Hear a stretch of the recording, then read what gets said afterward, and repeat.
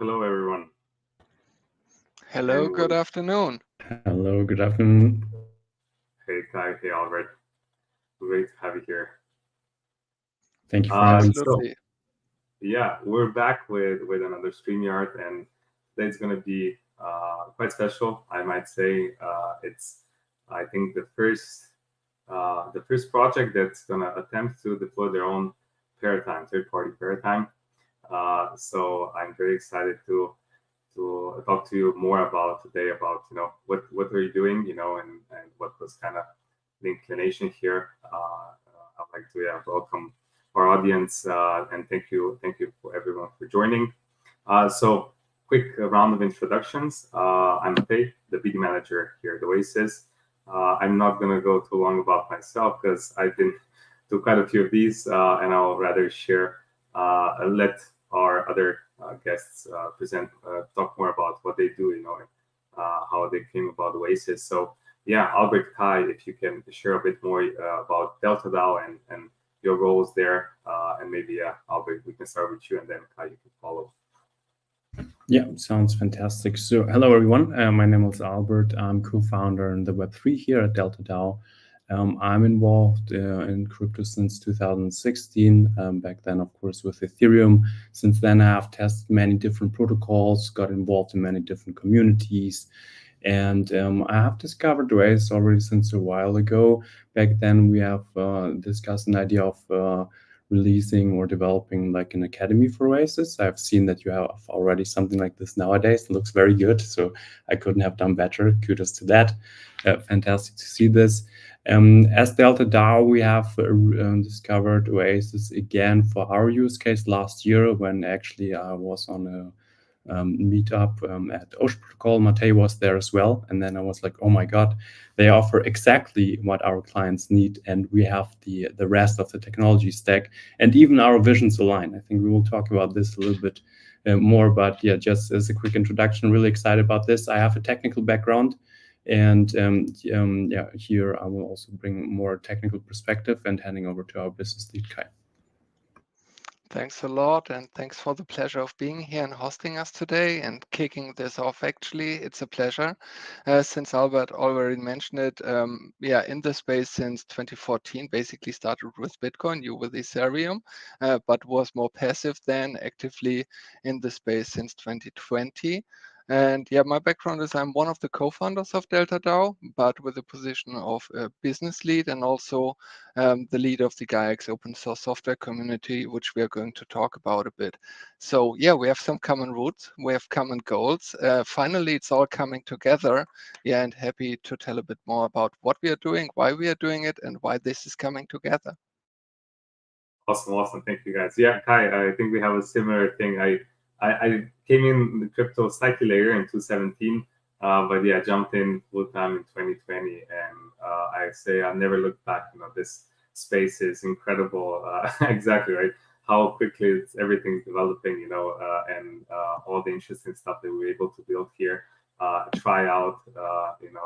I think this is going to be exciting for many years to come, and especially with the tech that Oasis and DeltaDAO is bringing forward as well. So maybe we can just jump right in. And Kai, as you're the BD lead, maybe this one is more for you.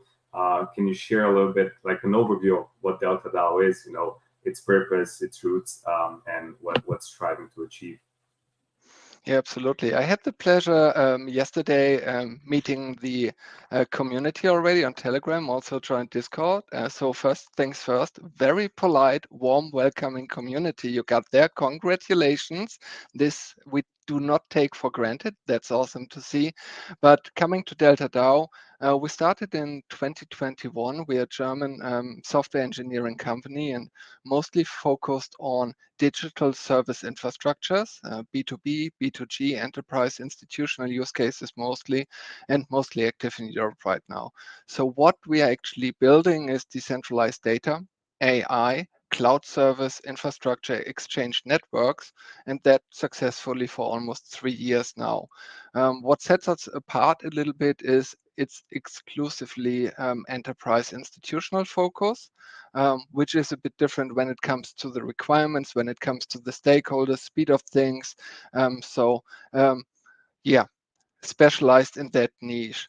What I could also say, what is all about the DAO part in DeltaDAO, is that we are more than 90% actually employee owned to be true to the principles of a DAO. This is why it is in our name, especially when it comes to ownership of the organization and when it comes to participation. The legal form, however, just to mention that, is that of a German stock company. So yeah, working with institutional clients from the Web 2 world, also with Web 3 protocols for good reasons, to bring in and together the strengths of the communities, use cases, the most cutting edge technology. And as Albert just shared, we have a long history with the Ocean Protocol, also a strong partner of Oasis here, which brings everything together from the different worlds. Yeah, awesome. I mean, for me, building on this, kind of bridge between the Web 2 enterprise world and Web 3, it's quite difficult because in Web 3 we're very used to having things moving really fast, trying things out and see how they go. With the enterprise world, I imagine it's at a slower pace. You need to be more careful what you do. It's like more like an elephant moving, not like a squirrel.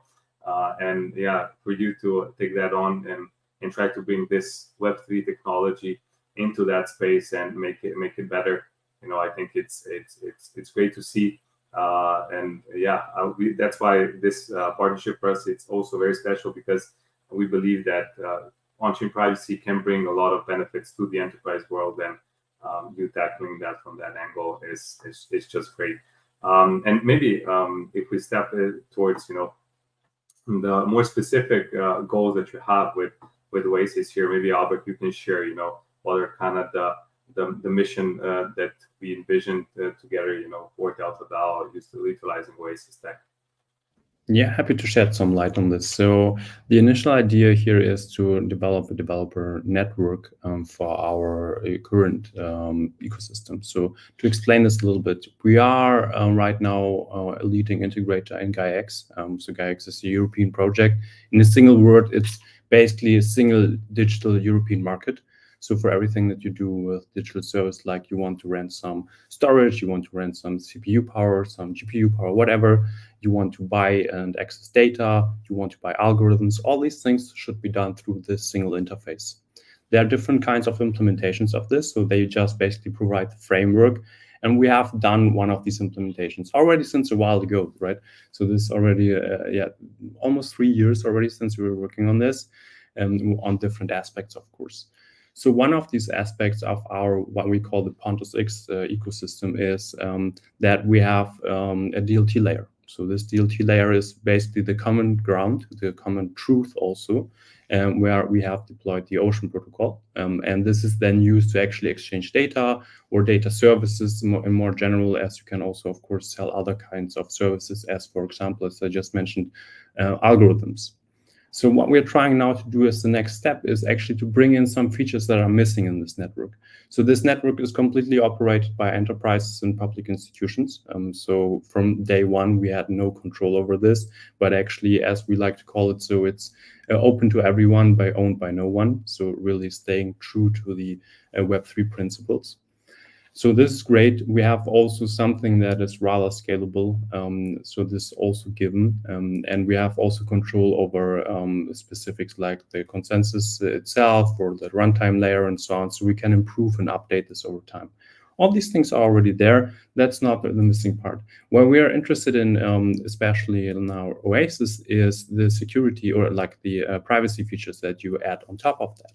So what we have started here is to create our own paradigm. So we are doing this right now in the background.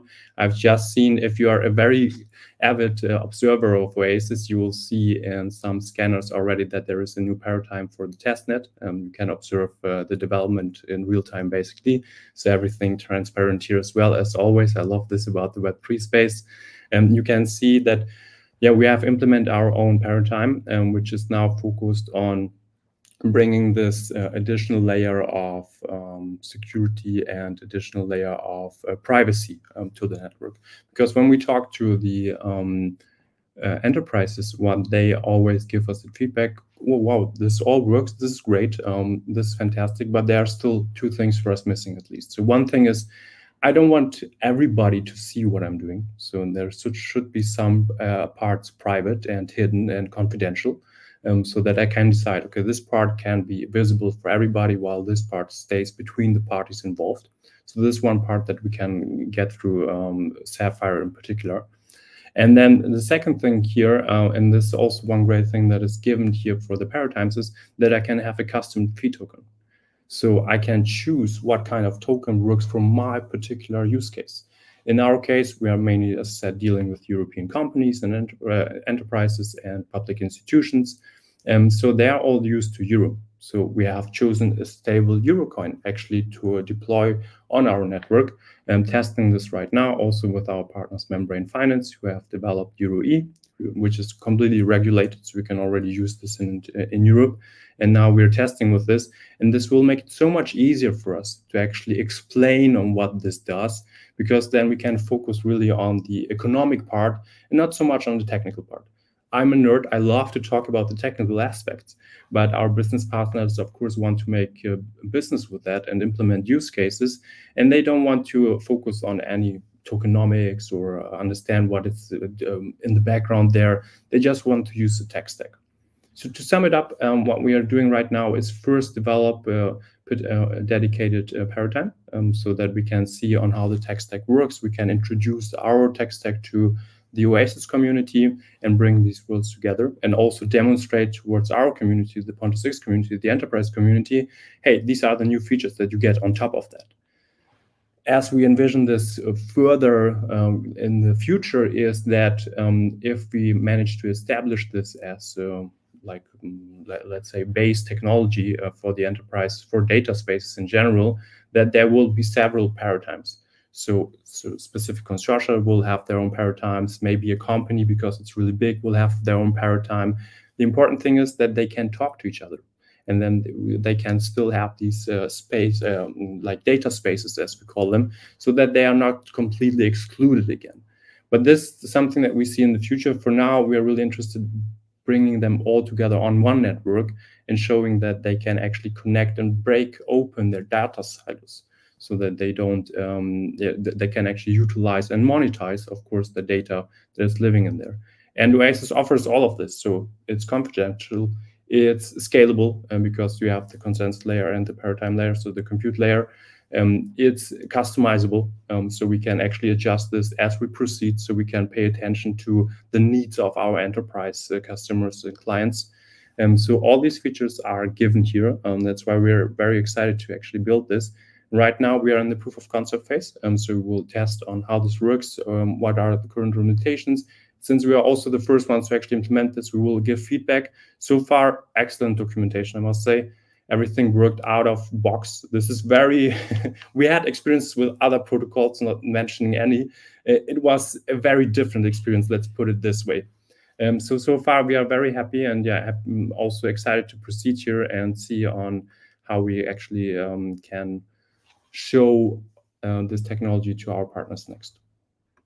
Yeah, I guess we have to give thanks to our engineering, and I think community as well. Before you mentioned they did it well, so yeah, I guess the whole team is really working, to provide a seamless experience and a welcoming environment for everybody coming in. Maybe a stupid question, but I want to ask you. So when you're talking about this data network and all that, is DeltaDAO and the solution sort of like a plugin to this data economy, or are you trying to be the base so everything would move to a platform or a framework like yours? Like, how is this network envisioned? Is it more like a winner takes it all, or it's like going to be a multiple system that need to communicate, and which data lands where? Maybe if you can share a little bit more on that side. I'm just curious to know. Yeah, there are two layers to this. So I will answer the technical part and then hand over to Kai to actually focus on the business part. So what we're trying to do, as I said in the beginning, so it's open to everyone and owned by no one. So it's very important to understand that we are not building a new platform. It's an ecosystem that we're trying to establish. So this ground layer, the DLT layer that we're building right now, should mainly be owned by the community. So we're just setting this up to actually test this, test the assumptions, and also gather requirements. But once they are there, this should go back to the community and they should run this. We as DeltaDAO are just doing the first step to prove that this is a path that we should endeavor and follow, but we are not interested in particular to operate this on our own. We will participate there, of course, to support it as others, but it's not like our thing. Second part here is that now we have this layer. On top of that, we have the Ocean Protocol layer. So everybody can actually interact with these contracts. So what this means in simple words is, imagine a catalog and everybody can register, hey, I have a data set. And then everybody can look this up in this catalog and read, okay, so for this data set, you want €5. Cool, I give this to you. Now you can also register algorithms and other stuff. So this is also open to everyone. So this is also nothing that is owned by us. So it's, if you want to put it into words, a public infrastructure. And then on top of that, to interact with all this tech stack, you need, of course, your backend, right? So this needs to interact with this.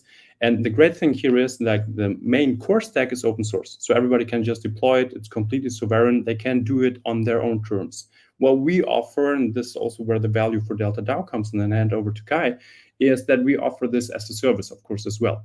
So we think, like, in Europe, we have like over 24 million SMEs, so small to medium-sized enterprises. Not everybody, and also even the big enterprise, not all of them will do it for every use case that they operate their own backend. This is where DeltaDAO comes in, for example, and it's basically a one-click solution. So you can just use our infrastructure. We deploy it for you, manage it for you, and all these things. And then you can do this part without needing to set up your own technical team and all this stuff. So it's that's where we come in. But the technical foundation for this, it's completely distributed and decentralized.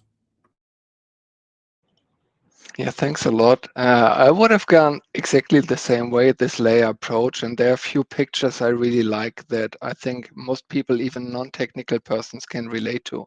For example, connective tissue.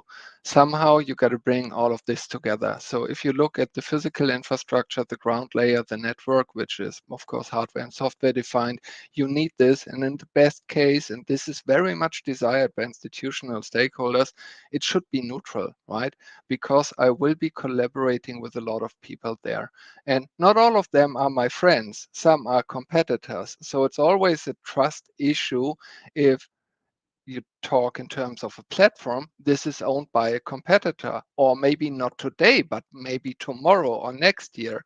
What then about my investment? So this neutral common ground, this connective tissue, this network should be fluid in a way that stakeholders can move in and can move out. And this is exactly what a decentralized network gives you here.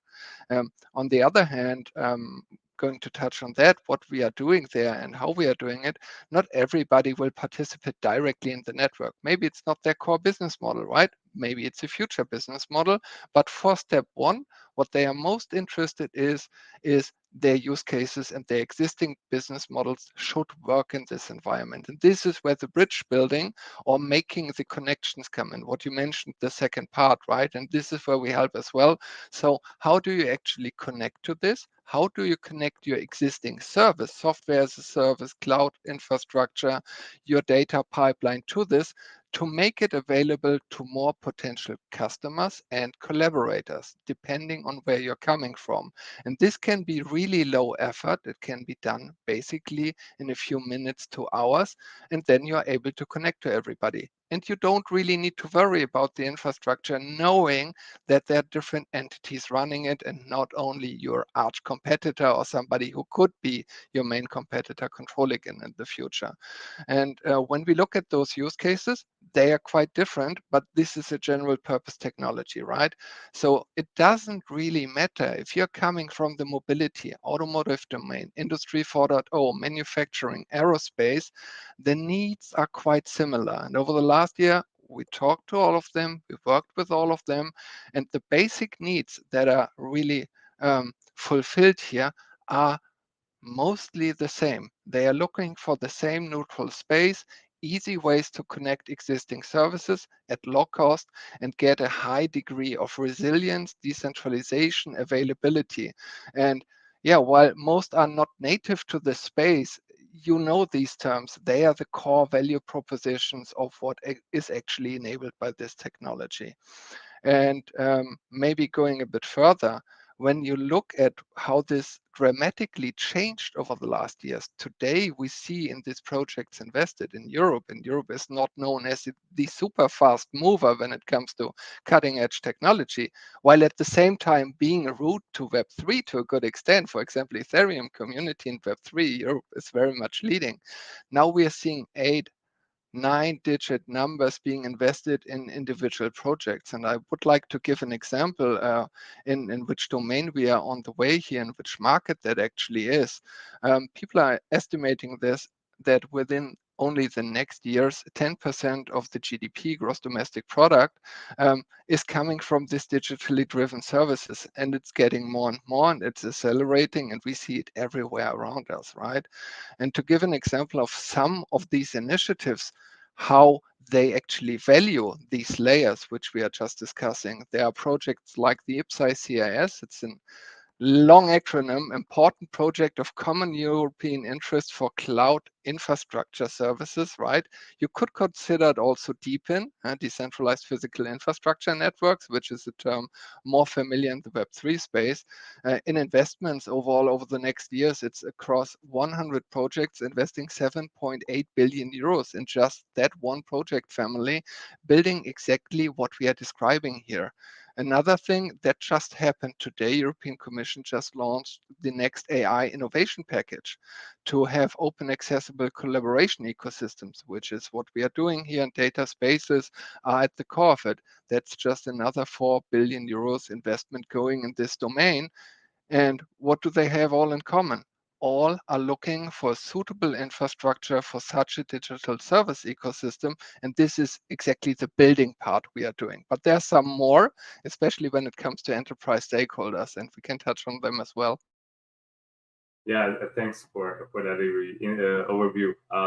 For me, when we were discussing, how to bring crypto or Web3 into the Web2, there's always a question of why do they need it, right? They own the user data, they have the database. Why introduce the complexity where users are not really demanding it, So basically, it's like shooting yourself in the foot, right? But I think it's with the enterprise collaboration, so working with each other. This is where this is comes very naturally, where you can have that trustlessness, right? Where you can work with a competitor and be sure that your trade secrets are, with you, but you can still share on certain aspects that are common to both.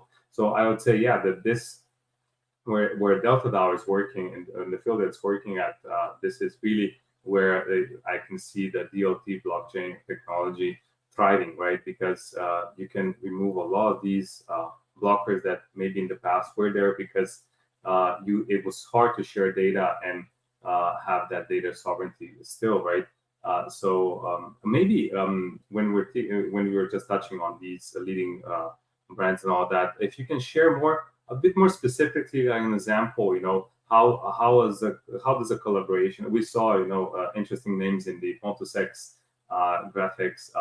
How specifically are example or an example or two? How specifically they're using this platform for their purposes, if it's possible. Yeah, absolutely. I'm delighted to do so. So first part, as I just explained, is the really building part, right? You have existing services, software as a service platforms, data lakes, more silos, more often than less, that you need to connect to be able to collaborate. So this is then the integration of, for example, a data pipeline in manufacturing. We can talk about what is happening in Corp runs, Airbus, for example, coming from the aerospace industry. You have very complex specifications, but they are not coming from one place. For example, there's a lot of companies that need to collaborate on highly confidential information within very strict boundaries, but they need a secure and safe way to exchange it, to control where information is flowing, who is able to see it, and under which conditions it can be used. Same goes for other parts of manufacturing. When you produce, for example, machinery, you need to share specific information with your customers. When it comes, for example, on the carbon footprint, you want to assess, okay, what is the actual total cost of creating this piece for my bigger machinery? Because I need to report on this to my stakeholders. But at the same time, under no circumstances, in best cases, I want to share my confidential information, my intellectual property, my competitive edge, how I actually did it. So how my machine was moving from A to B, under which pressure, rotation speed, energy consumption. But I just want to give you what you really need, a clear footprint that is estimated and calculated based on agreed on parameters, and just that. And that is, for example, one use case, carbon footprint estimation, or the translation of specific manufacturing documents to other standards without everybody getting the data, but only the desired customers. That's the building part, concrete implementation, connecting, and making these use cases run, which are out there. But there's more to this. In the collaboration, we are also translators and trusted consultants, because there's friction. When you move to new technologies, you don't have a full team experienced in that, working in that for a long, long time. And now you're coming to new technologies to solve these challenges. This is where we come in to make it easier and more efficient, going hand by hand together, the first steps until you can walk on your own. That's a classical make or buy decision. Of course, you can do all the research over years, but it's just more efficient to go with a trusted consultant who has been doing that for a long, long time, taking you by your hand and doing the right steps. And most important, avoiding all the pitfalls you could actually fall in, right? So trusted consultation is important. Third part, not the most liked part, but a very important part when we come to enterprise, institutional stakeholders, regulation and compliance. You have a lot of paperwork to do. Of course, you have to witness how the space is evolving, how regulation is evolving in Europe. And this is what we are doing also. We have the experience over the last years. We talk with the regulators, we walk with the regulators, we watch what is happening, we look out for the need of adoption in the technology, because this does not exist independent of each other, and working on some initiatives as, for example, the European Commission Blockchain Regulatory Sandbox, to do this internationally, because it's not simply harmonized between different countries, but the business is international. So we got to follow this, and we take this as well in our hands and bring it to our enterprise customers. And over the last years, we have seen more and more of this. Of course, there was initial skepticism, right? But now, when you talk to all those players out there, every major player, not only from the financial industry, but also from the energy domain, health domain, AI domain, they are investigating distributed ledger technologies. They are moving forward. They are seeing the potential.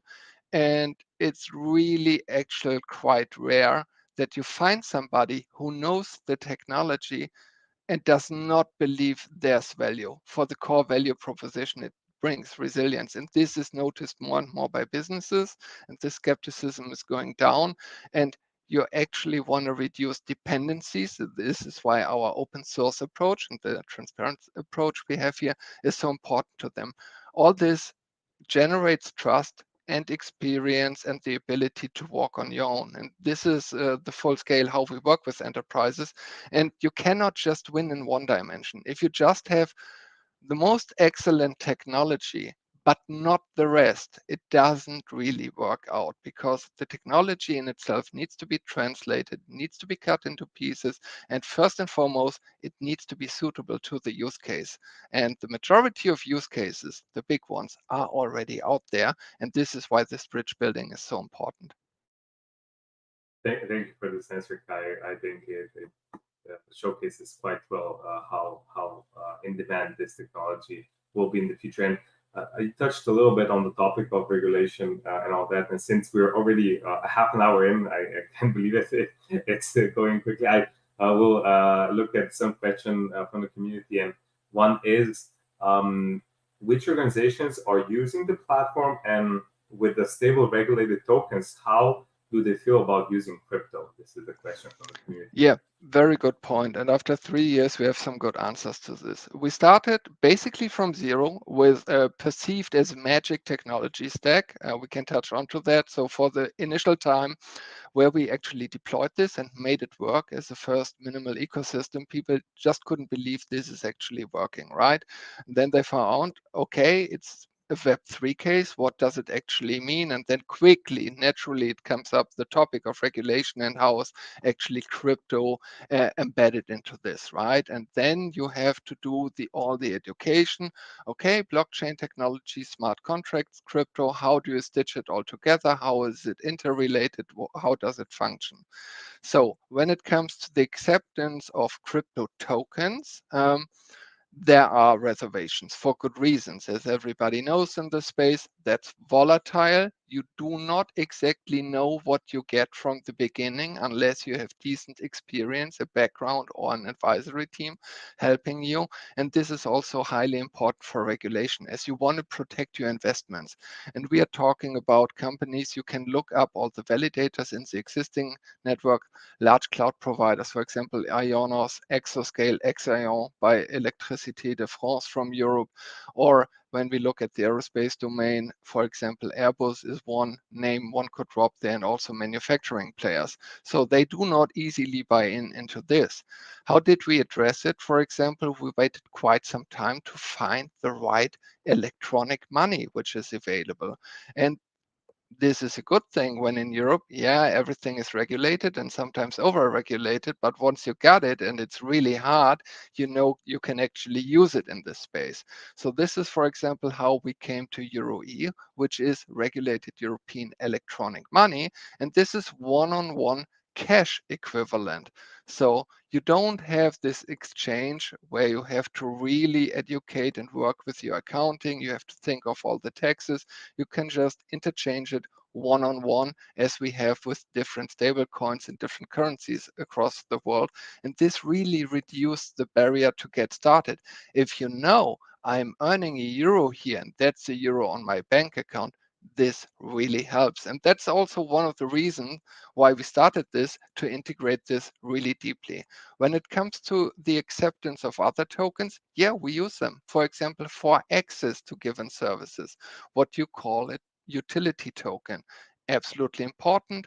Many technical aspects and features you really like in this deck, but do they have monetary value per se? No, they do not. They are just vouchers you use to gain access, which is then again an acceptable concept that is useful and is effectively used. So it's a long road, but you got to make this distinction between the different parts of what we call Web3 in a very explicit, sensitive, and regulatory aware manner, which doesn't come easy. Yeah, thanks for that. And I think we can continue with a question from the community that kind of relates to this. I think is why was the need of building a new paradigm, and why wasn't Sapphire used? And I think here, Albert, you maybe can share more. I think we already spoke a little bit about this, but maybe we can touch on the specifics around this. Yes, happy to expand on this. So the main reasoning is here, or first of all, let's start maybe with the technical aspect of we have the consensus layer, and so we have thought and explored the opportunity to create our own consensus layer with Pontus X, running this on our own. You have many issues when you bootstrap a network, right? So, and for most of the important aspect is, of course, security. So we looked into other solutions, and for Oasis, it is that you have two layers, right? So the consensus layer is given, and then we can build on top of that with the compute layer, and we don't have to focus on the security aspect. We just actually get the security guarantees from the consensus layer itself, and then can focus on the compute layer. So this was first the architectural decision on why we have chosen something like this. Now, of course, why not choose something like Sapphire itself is that, as Kai just explained, we must gain trust in this enterprise community. So they distrust everything that is there, that is super new, that they don't understand. And if we don't show that everything that we run can be run in a sovereign way, so you don't need to trust in anyone, but actually can even spin up your own node, spin up with your own rules, and even control this environment. So this is the third aspect here, where we have chosen our own paradigm, so that we can make sure that we meet all regulatory necessities that are given for building a data space. Because for Sapphire, for example, you might have a slightly different use case there, where also other projects with their smart contracts and their dApps and so on will deploy to and use this, where they just are mainly focused on the confidential part, the confidential features that are given there. But for us, it goes beyond that. The confidential feature is something that we have, and we can convince them by just pointing to Oasis. We have like something like transactional privacy that we can also just point to Oasis and say, hey, this is given. But the way on how we convince them is actually showing, hey, here's a technical fact. Here's the node, run it, operate it yourself, become part of this network. And now you don't need to trust DeltaDAO. You don't need to trust Oasis. On top of that, we also have the need for a custom gas token. So as I explained in the beginning, they are used to a stable coin, or to Euro better said. And so a stable coin like Euro E is something that is very familiar to them and that they will understand immediately. And last but not least, we also in the beginning have this controlled environment where we have the custom validator set. So this will be the other enterprises. And there we must ensure that there is no one else in the network doing something else, focusing on something else, but we can say, hey, this particular paradigm, it's just there to build a data space, nothing else. This is the main purpose and focus. So we can also optimize it over time. So we can add features, and we can also make it more suitable for our use case. And just to give you some numbers on why we think this will be basically a blueprint for other paradigms in the future. So if we would just put everything on Sapphire, while it's scalable, it would still have difficulties with dealing with the millions of transactions that come with each use case. With this, we see a future where you will need multiple paradigms anyway. And we are proving all of this by implementing this already from the very beginning, showing, hey, this is scalable, this is sovereign, and this is completely customizable. So these are the three main reasons why we're using our own paradigm over Sapphire right now. Yeah, it's not to be underestimated that exactly this is a core instrument of governance of the infrastructure, right? You want to really have governance and control, as everybody expects over the years this infrastructure will react to changing requirements and demands and all the dynamics of governance. And for that, we need to show how you can start from zero, build it up, make it your own, and live governance processes. Yeah, I guess with enterprises, there are some demands and limitations that while they are for trustlessness, the availability, the permission aspect is still there, where they want to have, if they have a private data space, they want to kind of be able to control who participates in that data space. And as you said, scaling this then through other paradigms is relatively easy without clogging up one paradigm with a bunch of transactions and basically not having throughput at all. Yeah, I think this was a wise decision, and this was the original vision why we built the architecture in this way, right? You can support, I don't know, 1,000 paradigms, right? And I think if you look at the general crypto ecosystem, it's interesting how everybody came to this horizontal scaling, basically, right? You have on Ethereum, you have layer 2s, and then now layer 2s are creating layer 3s. You have Orbi chains on Arbitrum. I think Optimism has super chains or something like that. So I think it's seen that this architecture is viable for these applications. And yeah, I completely agree that the best way forward here was with a custom paradigm for you guys. And let's see what we can do here. I don't want to drag it too long. We've already been 40 minutes, and even though it's very interesting topic, I would like to spare the audience or anybody that's listening afterwards, that it would be too long. Maybe I could ask you just if you can share a bit on the future plans. If there's anything exciting happening near term or long term that you like to point out Kai or Albert. Anybody? Yeah, happy to take a part of this. So first of all, we are really excited about the launch of the new developer network, right? So work is happening in the background already. You can witness it, transparency again, and bring this forward now. And beginning of February, you will see more, and we'll keep you updated on the channels so you can follow, give feedback, say that's good or bad. So looking forward to that. And in parallel, there will be new use cases forthcoming. There will be new data space integrations forthcoming with different players now moving on, and this going successfully. We aim to bring it all together. You can expect that for February, March, and the upcoming months. Really looking forward to that. And yeah, we have some industry and domain specific events, for example, upcoming. We can mention here in March, there will be a data spaces symposium where all the community subject matter experts meet, exchange on the most promising technology stacks. So the timing is perfect here to do exactly that and show what developments are being done to those experts who are developing and building this on the cutting edge. And when it comes to deep implementations, in April, we have Hannover Fair, which is the world's largest industry fair for manufacturing, robotics, AI, and so going on in Hannover. And there we will actually demonstrate use cases from the mobility, from the manufacturing industry 4.0 domain to all those large brands that you know that visit that fair. And that is a major touch point for us with the international industry.